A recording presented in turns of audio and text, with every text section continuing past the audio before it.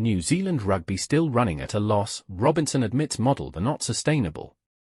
Despite a private equity cash boost and record income from sponsorship and broadcasting, New Zealand Rugby is still operating at a loss, and CEO Mark Robinson says the financial model simply isn't sustainable.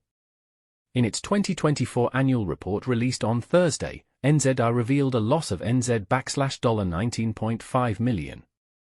While that's a slight improvement from previous years, Robinson made it clear that the long-term outlook remains troubling.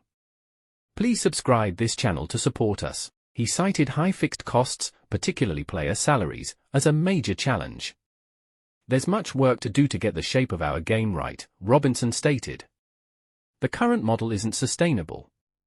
This comes despite the All Blacks remaining one of the most recognizable brands in global sport.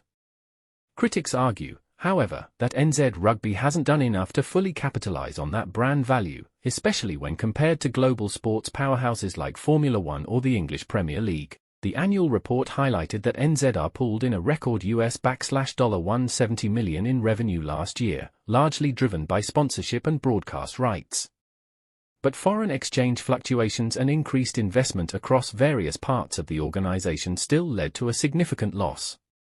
Chairman David Kirk, a former All Blacks captain, reassured fans that the organization's financial foundations are still solid. New Zealand Rugby retains an incredibly strong balance sheet, which is vital for our ability to weather major shocks. Back in 2022, NZR sold a 5.8% stake in its new commercial arm to US private equity giant Silver Lake for $120 million. The deal was controversial, but it was intended to modernize NZR's commercial operations and inject much-needed capital into the game. Yet even with that injection, the financial strain hasn't eased significantly. The lingering impacts of the COVID-19 pandemic, combined with years of provincial losses and dwindling crowd numbers, continue to weigh heavily. The message is clear: New Zealand Rugby, while still rich in legacy and global appeal, is facing serious challenges in making its business model fit for the future.